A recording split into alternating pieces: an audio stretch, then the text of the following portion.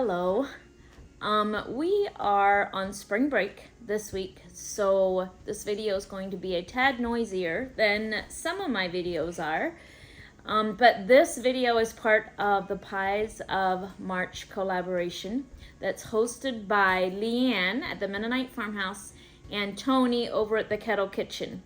On April 3rd, there will be a prize drawing and a giveaway. I know one of the prizes is a $100 Amazon gift card, plus a lot of other prizes that you will find very useful in your kitchen. So my contribution is Shoofly Pie. Now, my Shoofly pies don't always look like Mom's, and I'm not sure why. I follow her recipe. So next time my mom comes to visit, I'm definitely going to get her to make Shoofly pies in my kitchen, and I'm going to pay attention and see what I do differently than she does. So also, the recipe, I'll have a link in the description for the Shoofly pie recipe, and it makes 3 pies because that's just the way Mennonite moms do. They never just make 1 pie, it's always 3 pies. So we have made 3 pies. And one of the things that I need to ask my mom is my Shoofly pies always boil over. And a little bit of history of the Shoofly pie is that during the Great Depression, Shoofly pies were easy to make with very economical ingredients, where fruit wasn't always as readily available. And Shoofly pies only take flour and sugar and eggs and molasses. And those ingredients were all very economical and easy to come by during the tough years when people didn't have much.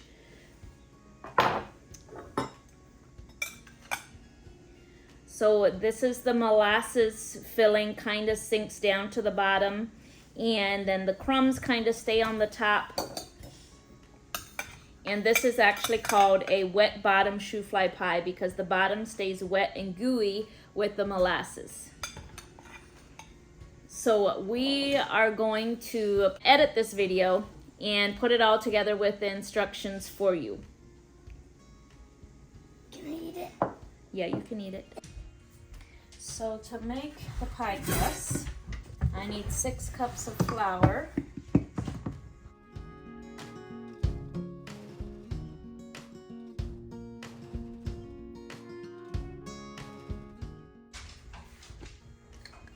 I need 2 teaspoons of salt, and I'm making my mama's full recipe. My mom, when she made pies, it was a lot of pies at the same time. So we're making a full recipe, and then we will put some in the freezer. So we'll put some pies in the freezer for lunches. So now we've got all our dry ingredients, and we're going to add some homegrown lard in place of Crisco or shortening. You could use shortening, but lard is my favorite.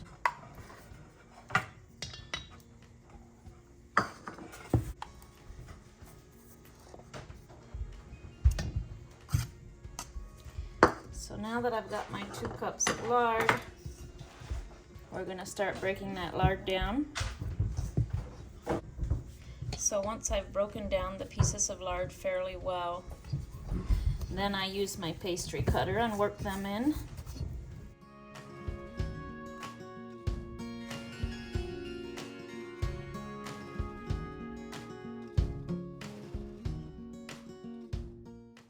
As I know that you can use a food processor to make pie dough, and my mom taught me, and my grandma too, to just use my hands. They didn't even use this tool. So that's why I'm still more comfortable with my hands, because that's the way I learned. So I'm still more comfortable using my hands because that's the way I learned. And I learned that that's how I learned what it should feel like. But basically you want it to be real small crumbs. You want your lard all worked in.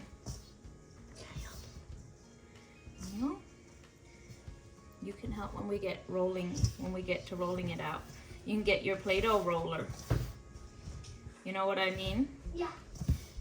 So when my mom and grandma made pie crust, they would just take this whole thing over under the faucet and start adding water until they liked the way their dough felt.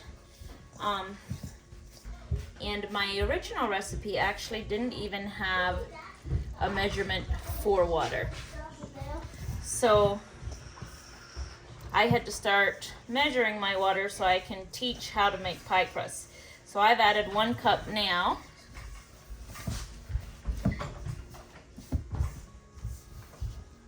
And then once your dough starts coming together, you want to start being real gentle with it.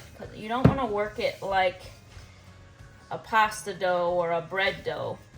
You just want to be real gentle with it because an overworked pastry dough is a tough pastry dough. Hadassah, can you come get me a little more water?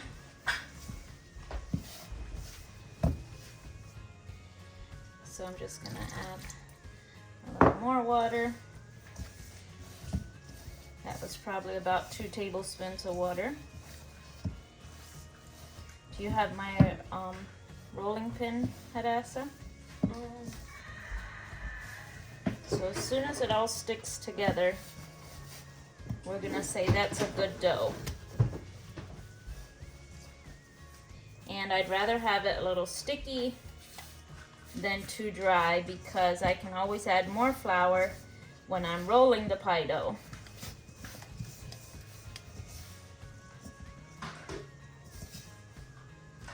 I'm gonna add just a tad more water down in there.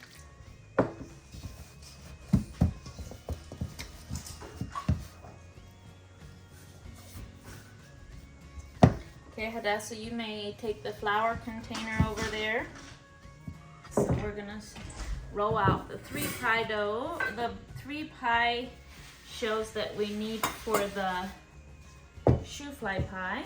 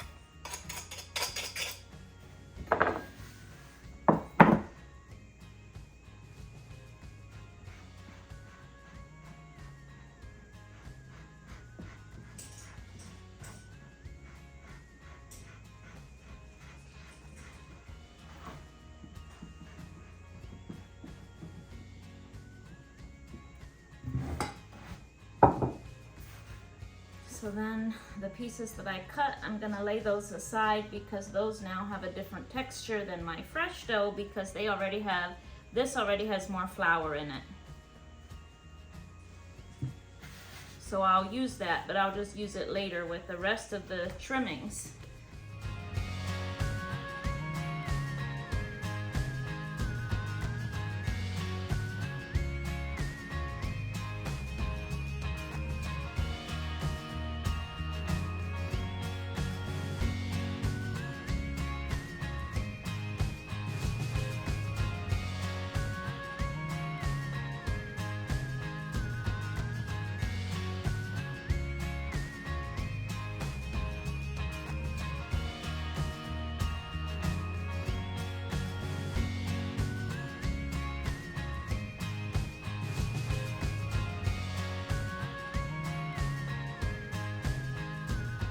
So now that I've got my 3 pie crusts for the Shoofly pie done, I'm going to let Hadassah use the rest of the dough and make little individual pies for their lunches. and she is making some apple pies. So we've got to make the edges wet all the way around so it sticks.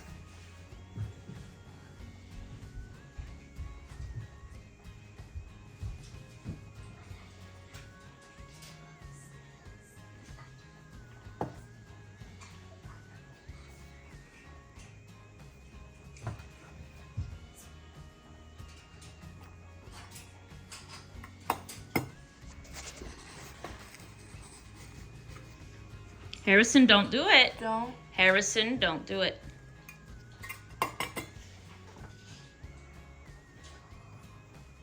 And I'll put a link to this little individual pie maker. That one did get a little bigger, didn't it? And use a little less pie filling this time.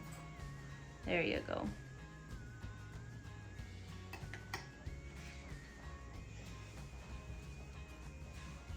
It's just water.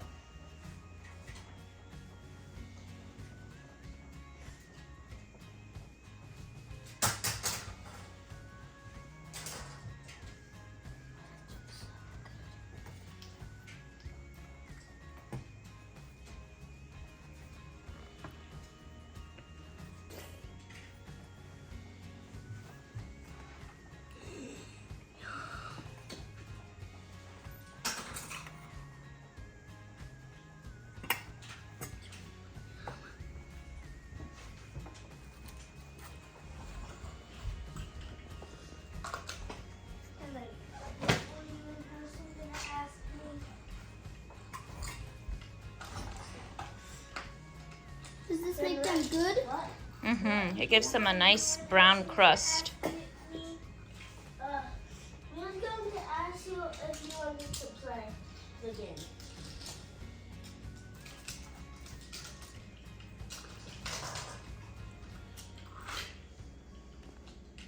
Forgot that it was eggs. Are you gonna lick it? Yeah, I licked it. I forgot that it was eggs. So now we're gonna start on the Shoofly pies. And I need 4 tablespoons of butter. I'm just gonna start with making the crumbs part. I need 1.5 cups of brown sugar.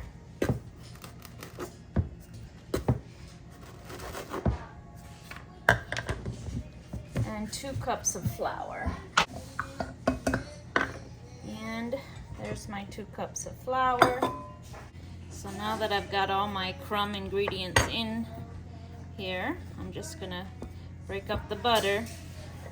And again, you can use a food processor, but this is the way my mom and grandma taught me.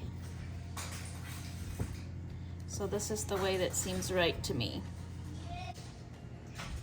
So now we're gonna reserve 1 cup of these crumbs to put on top of our pies.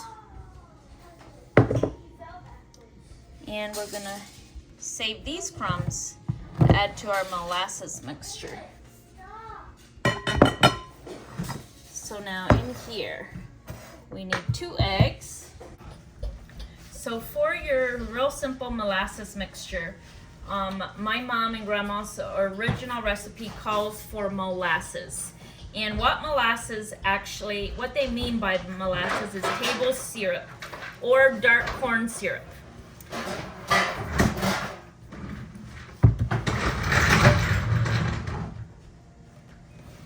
And then when they mean blackstrap molasses, it's actually blackstrap molasses. This has a very dark, full flavor, and this is just dark corn syrup. So I've recently learned how to make pecan pies without corn syrup and just using maple syrup. So I'm wondering if I could do the same with Shoofly pies, where I could replace the dark Caro or the corn syrup with maple syrup. However, I have not tried that yet, but if I do, I will be sure and let you know how it turns out.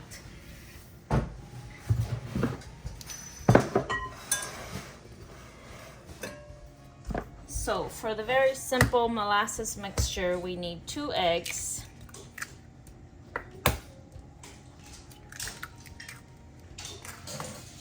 And then we need 2 cups of table syrup or dark Caro.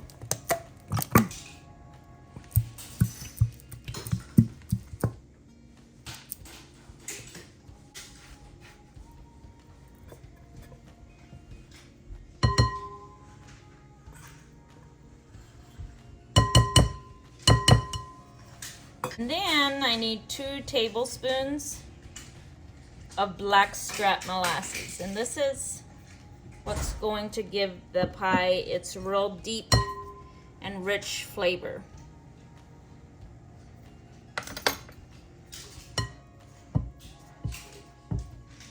And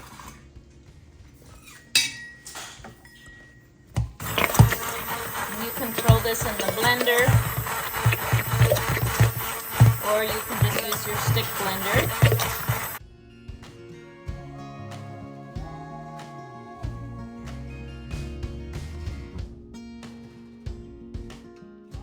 So now I've got 1/2 cup of warm water, and I'm gonna add a teaspoon of salt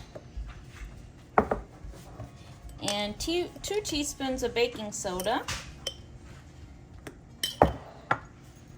and 1 teaspoon of vanilla.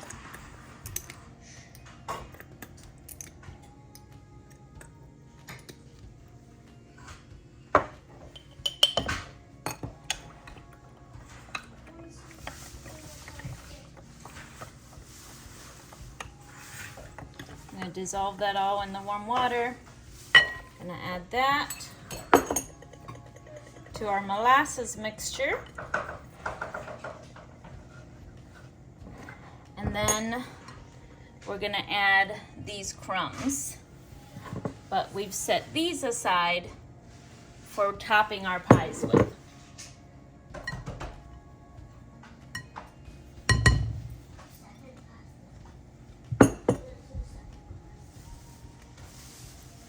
So we're just going to fold our crumbs into the molasses mixture.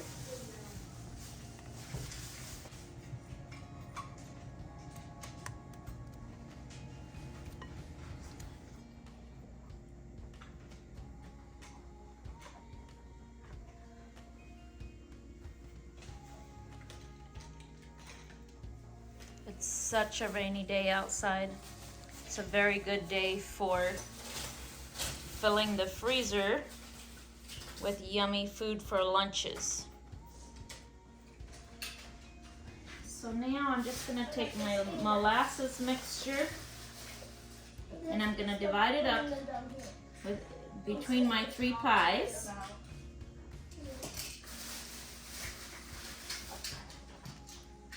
Just put like 2 on each side. Actually, no. Looks like each pie gets filled about 1/3 of the way with molasses mixture. If you want to put them down, let's try to fit a big deal yet.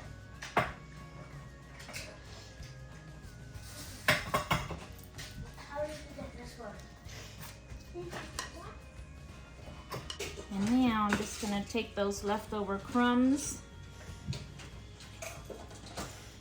and I'm going to sprinkle them on top of each of the pie.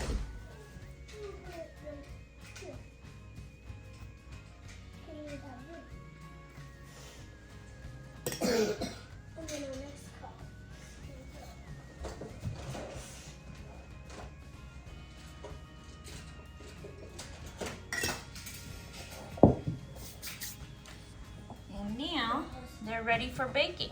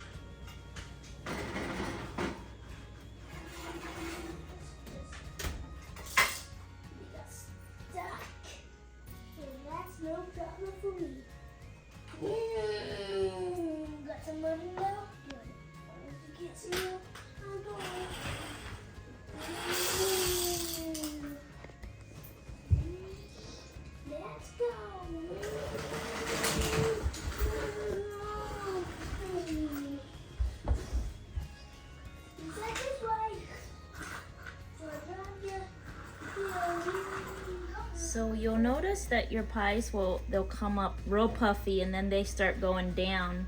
And when they start going down, you'll know it's time to start checking them. Because once they stop jiggling in the center, you know they're ready. Like this one's still pretty jiggly, not ready. This one's starting to look pretty solid in the center. And it's been about 45 minutes, so I'm just gonna let them a couple minutes longer. So Is it good?